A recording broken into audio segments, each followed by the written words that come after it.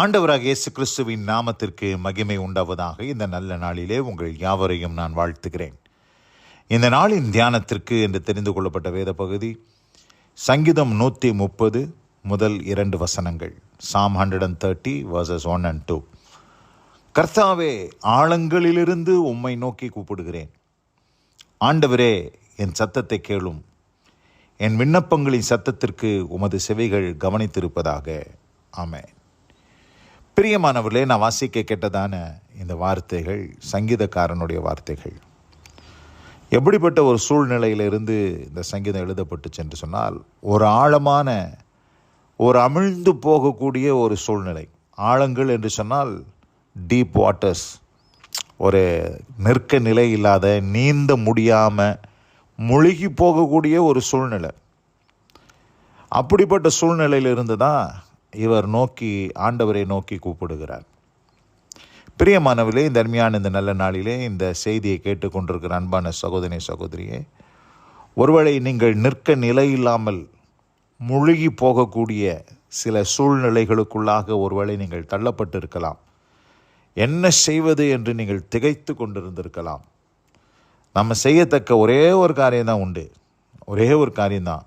ஆண்டவரே, என் சத்தத்தை கேளும். என் விண்ணப்பங்களின் சத்தத்திற்கு உமது செவிகள் கவனித்திருப்பதாக என்று சொல்வதை பார்க்கிலும் வேறே காரியத்தை நாம் செய்வதற்கு நமக்கு காரியம் அல்ல. அதை தான் நாம் செய்ய வேண்டும் என்பதை நாம் புரிந்து கொள்ள வேண்டும். ஏனென்று சொன்னால், வேதம் சொல்லுகிறது, சங்கீதம் 34 சங்கீதம் 15 வசனத்தில் வாசிக்கும் போது, கர்த்தருடைய கண்கள் நீதிமான்கள் மேல் நோக்கமாயிருக்கிறது, அவருடைய செவிகள் அவர்கள் கூப்பிடுதலுக்கு திறந்து இருக்கிறது. தேவனுடைய செவிகள் கர்த்தருடைய பிள்ளைகள் கூப்பிடும் பொழுது அதை கேட்பதற்கு திறந்திருக்கிறது என்று சொல்லி நாம் இங்கே சங்கீதம் 34:15 நம்ம வாசித்தோம். ஆதலால் பிரியமானவர்களே, நீங்கள் ஒருவேளை அப்படிப்பட்ட ஒரு நிற்க நிலையில்லாமல் முழுகி போகக்கூடிய ஒரு சூழ்நிலையில் நீங்கள் ஒருவேளை இருப்பீர்களானால், ஆண்டவரை நோக்கி நீங்கள் கூப்பிடுங்கள். உங்கள் சத்தத்தை உயர்த்துங்கள். உங்கள் விண்ணப்பத்தின் சத்தத்தை நீங்கள் உயர்த்தும் பொழுது அவருடைய செவிகள் அவைகளை கவனித்திருக்கும் என்பதிலே எந்த சந்தேகமில்லை.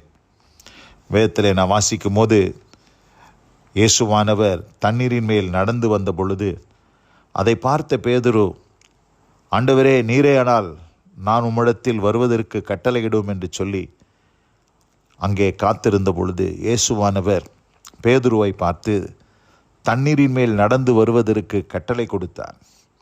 கட்டளை கொடுத்த பின் பேதுரு தண்ணீரில் நடந்து சென்ற பொழுது, மத்தேயு சுவிசேஷம் 14 30 வசனத்தில் நான் வாசிக்கிறேன், காற்று பலமாய் இருக்கிறதை கண்டு பயந்து அமிழ்ந்து போகையில், ஆண்டவரே, என்னை ரட்சியும் என்று கூப்பிட்டான். உடனே இயேசு கையை நீட்டி அவனை பிடித்து, அற்ப விசுவாசியை ஏன் சந்தேகப்பட்டாய் என்று அவனை தூக்கிவிட்டார். இந்த அருமையான இந்த நல்ல நாளில் கூட அநேகர் அமிழ்ந்து போன ஒரு சூழ்நிலையிலே நீங்கள் காணப்படலாம். நீங்கள் பலவிதமான காரியங்களில் எப்படி ஒரு பேதுரு அமிழ்ந்து போனானோ அதுபோல் நீங்கள் அமிழ்ந்து போயிருக்கலாம். நீங்கள் செய்ய வேண்டியது ஒன்றே ஒன்று தான். ஆண்டவரே, என்னை ரட்சியும் என்று இயேசுவின் நாமத்தை நோக்கி கூப்பிடுங்கள். நிச்சயமாக ஆண்டவர் உங்கள் சத்தத்திற்கு செவி கொடுத்து உங்களை தூக்கி விடுவதற்கு தேவன் போதுமானவராக இருக்கிறார். நீதிமான்களுடைய விண்ணப்பத்தை கேட்பதற்கு அவருடைய செவிகள் திறந்தவைகளாய் இருக்கிறது என்பதை நாம் வேதத்திலே நாம் வாசித்தோம். இந்த அருமையான இந்த நல்ல நாளில் கூட வசனம் கேட்ட உங்கள் ஒவ்வொருவரையும் கர்த்தர் ஆசீர்வதித்து அப்படிப்பட்ட அனுபவத்திற்குள்ளாக தேவன் வழி நடத்துவாராக. ஆபத்து காலத்தில் என்னை நோக்கி கூப்பிடு என்று ஆண்டவர் சொல்லியிருக்கிறார். ஆதலால் இந்த ஒரு ஆபத்தான நேரத்தில் உங்களுக்கு உண்டாயிருக்கிற பலவிதமான பிரச்சனைகளிலே கர்த்தரை நோக்கி கூப்பிடுங்கள். இந்த ஆபத்திலிருந்து தேவன் உங்களை விடுதலையாக்குவதற்கு தேவன் போதுமானவராக இருக்கிறார். என்னை நோக்கி கூப்பிடு, உனக்கு அறியாததும் எட்டாததுமான பெரிய காரியங்களை நான் உனக்கு அறிவிப்பேன் என்று இயேசுவானவர் சொல்லியிருக்கிறார். ஆதலால் இந்த நாளில் கூட இந்த வார்த்தையின்படியாக நாம் ஆண்டவரை நோக்கி ஆழங்களிலிருந்து உம்மை நோக்கி கூப்பிடுகிறேன் கர்த்தாவே என்று சொல்லி நீங்கள் ஆண்டவரை நோக்கி கூப்பிடும் பொழுது நிச்சயமாக ஆண்டவர் உங்கள் சத்தத்துக்கு செவி கொடுத்து உங்களை விடுவிப்பதற்கு போதுமானவராக இருக்கிற அந்த வார்த்தையில் கேட்ட ஒவ்வொருவரையும் கர்த்தர் தாமே ஆசீர்வதித்து காப்பாராக. God bless you all. அமேன், அமேன்.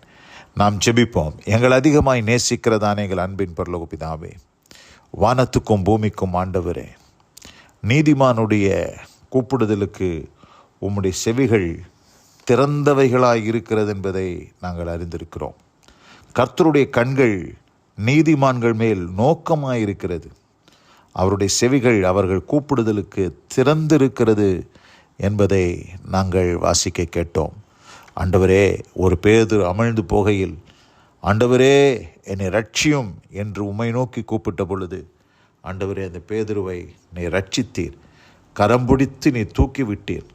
அதுபோல கர்த்தாவே, இந்த நாளிலே அமிழ்ந்து கொண்டிருக்கிற உம்முடைய பிள்ளைகள், ஆழங்களிலிருந்து கூப்பிட்டு கொண்டிருக்கிற உம்முடைய பிள்ளைகளுக்கு நீ மறு உத்தரவு கொடுத்து அவர்கள் சூழ்நிலையிலிருந்து அவர்களை நீர் விடுதலையாக்கும்படி நாங்கள் மன்றாடி ஜெபிக்கிறோம். ஆசீர்வதித்து வழிநடத்தி காப்பீரா. தேவ கிருபைக்கு தாழ்த்துகிறேன். இயேசு கிறிஸ்துவின் வல்லமை மிகுந்த நாமத்தில் எடுக்கிறோம். ஜெபம் கேளுங்க நல்ல பிதாவே.